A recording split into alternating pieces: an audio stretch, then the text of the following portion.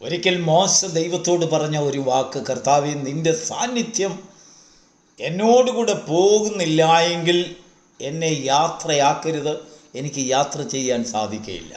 മോശ ആ വാക്ക് പറഞ്ഞപ്പോൾ നമുക്ക് വളരെ അതിശയം തോന്നിപ്പോവുകയാണ്. കാരണം മരുഭൂമിയെയും പർവ്വതങ്ങളെയും മണലാരണ്യങ്ങളെയും പുൽപ്പുറങ്ങളെയും ഒക്കെ നന്നായി തിരിച്ചറിയുന്ന മോശ, വർഷങ്ങളായി ആട് മേയിച്ചുകൊണ്ട് നടന്ന വ്യക്തി, ഭയം അല്പം പോലുമില്ല. എന്നാൽ ചെങ്കടൽ കടന്ന് അക്കരെ കടന്നപ്പോഴേക്ക് മോശയ്ക്കൊരു ഉൾഭയം. വഴി ഏതെന്ന് നിശ്ചയമില്ല. മണലാരണ്യം കണ്ടപ്പോൾ ദൈവം കാണിച്ചു കൊടുത്തതായ മാർഗം, ആ വഴി ദൂരെ നോക്കിയപ്പോൾ തെക്കേതാ വടക്കേതാ പടിഞ്ഞാറേതാ കിഴക്കേതാ എന്ന് തിരിച്ചറിയാൻ കഴിയാത്ത മണലാരണ്യം. എങ്ങനെ യാത്ര ചെയ്യും? എങ്ങനെ ദിശയറിയും? മോശ ഒരു കാര്യം പറഞ്ഞു, അഗ്നിസ്തംഭമായിട്ടും മേഘസ്തംഭമായിട്ടും എന്നോടുകൂടെ വരാമെന്ന് നീ അരുളി ചെയ്തില്ലേ? നീ എന്നോടുകൂടെ വന്നില്ല എങ്കിൽ ഞാൻ യാത്ര തിരിക്കുകയില്ല, വഴിതെറ്റിപ്പോകും. Praise the lord. അനുഗ്രഹിക്കപ്പെട്ട ഒരു പ്രഭാതയാമം നമ്മുടെ ജീവിതത്തിൽ വീണ്ടും കാണുവാൻ കർത്താവ് സഹായിച്ചതിനായി ദൈവത്തെ സ്തുതിക്കുന്നു.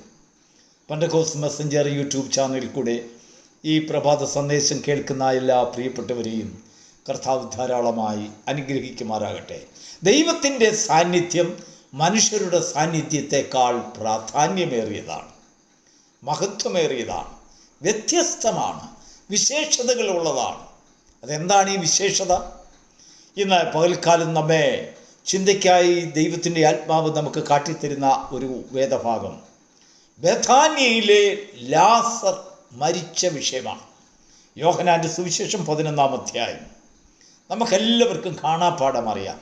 ലാസറിനെ യേശു ഉയർത്തെഴുന്നേൽപ്പിച്ച സംഭവത്തെക്കുറിച്ച് ആർക്കാണ് അറിയാൻ വയ്യാത്തത്? ലാസർ മരിച്ചുപോയി. എന്നാൽ യേശുവിൻ്റെ ഭാഷയിൽ പറഞ്ഞാൽ ലാസർ നിദ്ര കൊള്ളുകയാകുന്നു. ശിഷ്യന്മാരോട് കർത്താവ് പറഞ്ഞത് അങ്ങനെയാണ്. ലാസറിൻ്റെ മരണത്തെക്കുറിച്ച് യേശു കേട്ടു. അപ്പോൾ 2 ദിവസത്തിന് ശേഷം ശിഷ്യന്മാരോട് യേശു പറഞ്ഞ വാക്ക്, നമ്മുടെ സഹോദരൻ ലാസർ നിദ്ര കൊള്ളുന്നു, ഞാൻ അവനെ ഉണർത്തുവാൻ പോകുകയാണ്. എന്നാൽ ഈ നിദ്ര എന്നൊരു വാക്കുകൊണ്ട് ശിഷ്യന്മാർക്ക്, യഹൂദന്മാർക്ക് മനസ്സിലാകുന്ന മാക്സിമം അറിവ് ഗാഠനിദ്ര എന്ന് മാത്രമേ ഉള്ളൂ. ഉറക്കം ഇല്ല. അതിനങ്ങേപ്പുറത്ത് ചില അർത്ഥമുണ്ട്. ആ അർത്ഥമാക്കിയിട്ടുള്ളവർക്ക് മാത്രമേ അറിയുള്ളൂ. യേശു മറിയയോടും മാർത്തയോടും പറഞ്ഞു, ഞാൻ പുനരുത്ഥാനമാകുന്നു. അപ്പോൾ പുനരുത്ഥാനം എന്ന് പറയുന്നതായ വ്യക്തി ഏത് വ്യക്തിത്വത്തിൽ പുനരുത്ഥാനം ഉൾക്കൊണ്ടു നിൽക്കുന്നോ ആ വ്യക്തിക്ക് നിദ്രയുടെ അർത്ഥമറിയാം. ലോകത്തിനാന്ന് വാക്ക് പുതുമയുള്ള അർത്ഥമായിരുന്നു.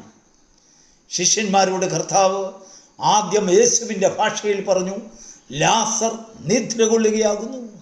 ശിഷ്യന്മാർക്ക് മനസ്സിലാകാഞ്ഞതുകൊണ്ട് കർത്താവ് ശിഷ്യന്മാരുടെ ഭാഷയിൽ പറഞ്ഞു, ലാസർ മരിച്ചുപോയി. നമ്മുടെ ഭാഷ മരിച്ചുപോയി, ദൈവത്തിൻ്റെ ഭാഷ നിദ്ര കൊള്ളുകയാകുന്നു. എന്നാൽ ഇന്നത്തെ നമ്മുടെ ചിന്തയ്ക്കായി ദൈവത്തിൻ്റെ ആത്മാവ് ചൂണ്ടിക്കാണിക്കുന്നതായ ഒരു വചനഭാഗം യോഹന്നാൻ്റെ സുവിശേഷം 11-ാം അധ്യായത്തിൻ്റെ 19-ാം വാക്യത്തിൽ മാർത്തയെയും മറിയയെയും സഹോദരനെക്കുറിച്ച് ആശ്വസിപ്പിക്കേണ്ടതിന് പല യഹൂദന്മാരും അവരുടെ വീട്ടിൽ വന്നിരുന്നു. കർത്താവ് ആ ഭവനത്തിൽ ചെന്നപ്പോൾ ധാരാളം യഹൂദന്മാർ അവിടെ കൂടിയിരിക്കുന്നു. അവർ എന്തിനാണ് വന്നതെന്നറിയാമോ? ആശ്വസിപ്പിക്കുവാൻ, ആശ്വാസവാക്ക് പറയുവാൻ. ഒരു മരണം നടന്ന വീടല്ലേ? നമ്മുടെ നാട്ടിലും മരണം നടന്ന വീട്ടിൽ പെട്ടെന്ന് ആൾക്കാർ വന്നിട്ട് അങ്ങ് പോവുകയില്ല. ചില വേണ്ടപ്പെട്ടവരൊക്കെ വരികയും പോവുകയും ഒക്കെ ചെയ്യും. ചിലർ 4-5 ദിവസം അങ്ങ് താമസിക്കും. താമസിച്ചിട്ട് ധാരാളം ആശ്വാസവാക്ക്, പ്രത്യാശയുടെ വാക്ക്, പാട്ട്, പ്രാർത്ഥന, വചനഭാഗം, പ്രസംഗം ഇതെല്ലാം നമ്മെ കേൾപ്പിക്കും. അങ്ങനെ യഹൂദന്മാരും പലരും ആശ്വാസവാക്കുകൾ പറയുവാൻ അവരുടെ വീട്ടിൽ വന്നിരുന്നു. എന്നാൽ ഒരു കാര്യം നമ്മൾ മനസ്സിലാക്കണം, ഈ ആശ്വാസവാക്ക് പറയുന്നവരെല്ലാം 2-3 ദിവസം കഴിയുമ്പോൾ തിരിച്ചു പോകും. മാർത്തയെയും മറിയയെയും ലാസറിൻ്റെ മരണത്തെക്കുറിച്ച് ആശ്വാസവാക്ക് പറഞ്ഞ് ആശ്വാസം കൊടുക്കുവാൻ, പ്രത്യാശയുടെ വാക്കുകൾ പറയുവാൻ വന്നുകൂടിയ യഹൂദന്മാരെല്ലാം അവിടെ സ്ഥിരമായി താമസിക്കാൻ വന്നവരല്ല. അവർ തിരിച്ചു പോകും. കൂടി വന്ന കൂട്ടുകാരും ബന്ധക്കാരും സ്വന്തക്കാരും പുരോഹിതവർഗവും പള്ളിക്കാരുമൊക്കെ അവരുടെ ദൗത്യങ്ങൾ ചെയ്തതിന് ശേഷം തിരികെ പോകും. അങ്ങനെ എല്ലാവരും പോയിട്ട് തനിച്ചാക്കപ്പെടുന്ന ചില സമയമുണ്ട്. അതിനാണ് ഏകാന്തത എന്ന് പറയുന്നത്. അത് അനുഭവിച്ചവർക്കേ അത് മനസ്സിലാകുകയുള്ളൂ. എന്നാൽ ഒരിക്കലും വിട്ടുമാറാത്തതായ ഒരു സാന്നിധ്യം മാർത്തയും മറിയയും ഈ യഹൂദന്മാർ ആശ്വാസവാക്ക് പറയുമ്പോഴും അവർ ആഗ്രഹിച്ചത് ആ സാന്നിധ്യമാണ്. യേശു ആ ഭവനത്തിൽ ചെന്നപ്പോൾ അവരെന്താഗ്രഹിച്ചുവോ അതിനെ വ്യക്തമായി പറയുകയുണ്ടായി. ഗുരു, നീ ഇവിടെ ഉണ്ടായിരുന്നു എങ്കിൽ എൻ്റെ സഹോദരൻ മരിക്കുകയില്ലായിരുന്നു. മാർത്ത യേശുവിനെ കണ്ടപ്പോൾ പറഞ്ഞ വാക്കത്, അതേ വാക്ക് മറിയയും പറഞ്ഞു. എന്ന് പറഞ്ഞാൽ അവർ കുടുംബമായി ഐക്യകണ്ഠേന ഒരേ സ്വരത്തിൽ അവർ ആഗ്രഹിച്ച ഒരു സാന്നിധ്യം യേശുവിൻ്റെ സാന്നിധ്യമാണ്. എന്തിന്? മരിക്കാത്ത സാന്നിധ്യം, മരണം കാണാത്ത സാന്നിധ്യം. ഈ പറയുന്ന സങ്കടങ്ങളൊന്നും യേശു ഉണ്ടായിരുന്നുവെങ്കിൽ സംഭവിക്കില്ലായിരുന്നു എന്നുള്ളതായ ഒരു ബോധം, ഒരു പ്രത്യാശയുടെ സാന്നിധ്യം. എന്നാൽ കർത്താവ് കൊടുക്കുവാൻ വന്നത് ആ സാന്നിധ്യമല്ല. യേശു കൊണ്ടുവന്നതായ ഒരു വലിയ ആശ്വാസം അവർ പ്രതീക്ഷിച്ച സാന്നിധ്യബോധമല്ല. അതിൽ നിന്ന് വ്യത്യാസം എന്താണെന്നറിയാമോ? അവർക്ക് നഷ്ടപ്പെട്ടതിനെ തിരികെ കൊടുക്കുവാൻ അധികാരമുള്ള ഒരു വ്യക്തിയായി യേശു ആ ഭവനത്തിൽ വന്നു. Price the Lord. അങ്ങനെ വരുവാനും അവർക്കത് തിരികെ കൊടുക്കുവാനും അതിനൊരു കാരണമുണ്ട്. എവിടെയോ ബഥാനിയയിൽ ഒരു മരണം നടന്നു. ആ മരണം നടന്ന വാർത്ത കേട്ടും കൊണ്ട് യേശു വന്നതല്ല. മാർത്തയെയും മറിയയെയും ലാസറിനെയും യേശു സ്നേഹിച്ചിരുന്നു. അങ്ങനെയാണ് വചനത്തിൽ രേഖപ്പെടുത്തിയിരിക്കുന്നത്. അവർക്ക് യേശുവിനോട് സ്നേഹമുണ്ടായിരുന്നു. മാത്രമല്ല, അതിൻ്റെ 5-ാം വാക്യത്തിൽ യേശു മാർത്തയെയും അവരുടെ സഹോദരിയെയും ലാസറിനെയും സ്നേഹിച്ചു. അപ്പോൾ ദൈവം സ്നേഹിച്ച ഒരു കൂട്ടം കുടുംബം ലോകത്തിലുണ്ട്. ദൈവത്തെ സ്നേഹിക്കുന്നവരും ഈ ലോകത്തിലുണ്ട്. ദൈവത്തെ സ്നേഹിക്കുന്നവരും ദൈവം സ്നേഹിക്കുന്നവരുമായിട്ടുള്ളതായ ഒരു കുടുംബത്തിലേക്ക് കർത്താവ് വരും. ദൈവം വരും. ദൈവം വന്നാൽ അതിൻ്റെ പരിണിത ഫലം നഷ്ടങ്ങളെ തിരികെ തരുവാൻ അവൻ്റെ സാന്നിധ്യം. Price the Lord. ഇത് തന്നെയാണ് മോശ ദൈവത്തിൽ നിന്ന് ആവശ്യപ്പെട്ടത്. കർത്താവേ, നിൻ്റെ സാന്നിധ്യം ഞങ്ങൾക്ക് എൻ്റെ കൂടെ വരുന്നില്ല എങ്കിൽ എനിക്ക് നഷ്ടങ്ങൾ മാത്രമേ ഉണ്ടാകുകയുള്ളൂ. നിൻ്റെ സാന്നിധ്യം എന്നോടുകൂടെ ഉണ്ടെങ്കിൽ എൻ്റെ യാത്ര ലാഭത്തിലേക്ക് കലാശിക്കുകയുള്ളൂ. നിൻ്റെ ജീവിതത്തിലുണ്ടാകുന്ന നഷ്ടങ്ങളെ തിരികെ തരുവാൻ യേശുവിൻ്റെ സാന്നിധ്യത്തിന് സാധിക്കും.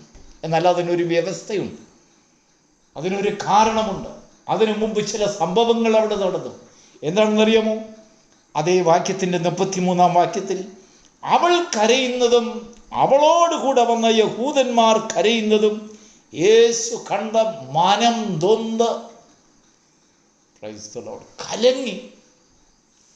ദൈവത്തിൻ്റെ മനസ്സിനെ ഇളക്കത്തക്ക കരച്ചിൽ നിന്റെ ഭാഗത്തു നിന്നും നിന്റെ കരച്ചിൽ കണ്ടുകൊണ്ട് ദേശക്കാരും കരയുന്ന സങ്കടപ്പെടുന്ന ഒരു കാഴ്ച വാസ്തവമായി കർത്താവ് കാണുമ്പോൾ അസാധ്യമായ ചില കാര്യങ്ങൾ സാധ്യമാക്കി തീർക്കും. അടഞ്ഞു കിടക്കുന്ന ചില വാതിലുകൾ തുറക്കുന്നതിനിടയായിത്തീരും. യേശു മനം നൊന്ത ഉടനെ, മനസ്സലിഞ്ഞ ഉടനെ ചോദ്യം പെട്ടെന്ന് അവൻ്റെ ഭാവിയിൽ നിന്ന് വരുന്ന വാക്ക്, അവനെ വെച്ചത് എവിടെ? മാർത്തയും മറിയയും യേശുവിനോട് ഒരു കാര്യം പറഞ്ഞു, ഗുരു 4 ദിവസമായി നാറ്റം വെച്ച് കാണും. യേശുവിനെ സംബന്ധിച്ചിടത്തോളം അതൊരു നാറ്റമല്ല. യേശുവിനെ സംബന്ധിച്ചിടത്തോളം അതൊരു മുഷിപ്പിക്കുന്ന കാര്യങ്ങളല്ല. മഹത്വത്തെ പ്രത്യക്ഷപ്പെടുത്തുവാൻ ഇറങ്ങിയിരിക്കുന്ന യേശു തമ്പുരാന് നിന്റെ നാറ്റമല്ല വിഷയം, നിന്റെ പക്കലുള്ളതായ അശുദ്ധികളല്ല വിഷയം. നിനക്ക് നഷ്ടപ്പെട്ടതിനെ തിരികെ തരുവാൻ അവൻ്റെ സാന്നിധ്യം ഇടയാക്കണം. അത് അനേകർക്ക് സാക്ഷ്യമാകണം. കർത്താവ് അതാണ് കൊണ്ടുവന്നതായ സമ്മാനം. പ്രിയപ്പെട്ടവരെ, നാം മരിക്കാതിരിക്കുന്നതല്ല ദൈവത്തിൻ്റെ സാന്നിധ്യം കൊണ്ട് നേടുന്നത്. നാം മരിക്കാതെ എന്നേക്കും ജീവിച്ചിരിക്കണമെന്നല്ല ദൈവത്തിൻ്റെ ആഗ്രഹം. നമ്മുടെ മരണത്തിൽ നിന്ന് ചില പ്രതിഫലനങ്ങൾ ഈ ഭൂമിയിൽ സംഭവിക്കണം. നമ്മുടെ ഭരണത്തിൽ നിന്ന് നമുക്കുണ്ടാകുന്ന നഷ്ടത്തിൽ നിന്ന് ചില ലാഭങ്ങൾ ദൈവത്തിനുണ്ടാകണം. എന്താണ് ആ ലാഭം? മറ്റുള്ളവരുടെ മുൻപിൽ കർത്താവിന് വലിയൊരു മഹത്വം. വല്ലഭനായ കർത്താവ്, ഞാൻ തന്നെ പുനരുത്ഥാനവും സത്യവും ജീവനും എന്നുള്ളതായ വചനത്തിൻ്റെ അടിസ്ഥാനം ഈ ഭൂമിയിൽ സ്ഥാപിക്കപ്പെടുവാൻ, നിദ്ര കൊണ്ടവരെ ഉയർത്തുവാൻ ദൈവത്തിന് കിട്ടിയതായ വലിയൊരു അവസരം. അത് നമ്മുടെ ഭവനത്തിലും അത് സംഭവിക്കുമ്പോൾ സാധാരണ ലോകപരമായ ഒരു മരണത്തിന് പോലുള്ളതായി ബന്ധത്തിലായിരിക്കണമെന്നില്ല. ചില നഷ്ടങ്ങൾ കർത്താവ് നികത്തി തരുമ്പോൾ, തിരികെ കൊണ്ടുവരുമ്പോൾ ദൈവത്തിൻ്റെ നാമം നമ്മിൽ കൂടെ മഹത്വപ്പെടുകയാണ്. അങ്ങനെ ദൈവത്തിൻ്റെ നാമം മഹത്വപ്പെടണമെങ്കിൽ നാം ദൈവത്തെ സ്നേഹിക്കുന്നവരും നമ്മെ ദൈവം സ്നേഹിക്കുന്നവരുമാകണം. അങ്ങനെയുള്ള ഒരു കുടുംബം, അത് ദൈവത്തിൻ്റെ കണ്ണിൽ ആ കുടുംബം ഒരിക്കലും മാഞ്ഞു പോകാത്ത മുദ്രകളായി അവൻ്റെ സന്നിധിയിൽ എപ്പോഴും കാണപ്പെടും. ഇന്ന് പകൽക്കാലം ദൈവത്തിൻ്റെ ആത്മാവിന് നമ്മോട് പറയുവാനുള്ളത്, മനുഷ്യരുടെ ആശ്വാസവും മനുഷ്യരുടെ പ്രത്യാശവാക്കുകളും മനുഷ്യരുടെ സഹായവും മനുഷ്യരുടെ സാന്നിധ്യവും താൽക്കാലികമാണ്. എന്നാൽ കർത്താവിൻ്റെ സാന്നിധ്യം നിത്യമായ സാന്നിധ്യം, ഒരിക്കലും നഷ്ടപ്പെട്ടു പോകാത്തതായ സാന്നിധ്യം. കർത്താവ് ഈ ഭൂമിയിൽ നിന്ന് യാത്ര പുറപ്പെടുമ്പോൾ താൻ പറയുകയാണ്, ഞാൻ ലോകാവസാനത്തോളം നിങ്ങളോട് കൂടെ എപ്പോഴും ഉണ്ടായിരിക്കും. എത്ര മഹത്വമായ സാന്നിധ്യമാണ്! ഈ സാന്നിധ്യം നമ്മോട് കൂടെ വരുന്നുണ്ടെങ്കിൽ നാം പോകുന്നിടത്തൊക്കെയും നമ്മുടെ സങ്കടങ്ങളിലും ദുഃഖങ്ങളിലും നഷ്ടങ്ങളിലും നമ്മുടെ എല്ലാ ചെയ്തികളിലും ഈ സാന്നിധ്യം നമ്മോട് കൂടെ ഉണ്ടെങ്കിൽ നമുക്ക് വരുന്നതായ നഷ്ടങ്ങളെ ലാഭമാക്കി തീർക്കുവാൻ, അടഞ്ഞു കിടക്കുന്ന വഴികളെ തുറക്കപ്പെടുവാൻ, അസാധ്യമെന്ന് കരുതിയത് പലതും സാധ്യമാക്കി തീർക്കുവാൻ ഈ സാന്നിധ്യത്തിന് കഴിയും. ഈ സാന്നിധ്യ ബോധത്തിൻ്റെ അവകാശികളായി തീരുവാൻ ദൈവം നമ്മെ ഈ പ്രഭാതത്തിൽ ഇടയാക്കുമാറാകട്ടെ. God bless you.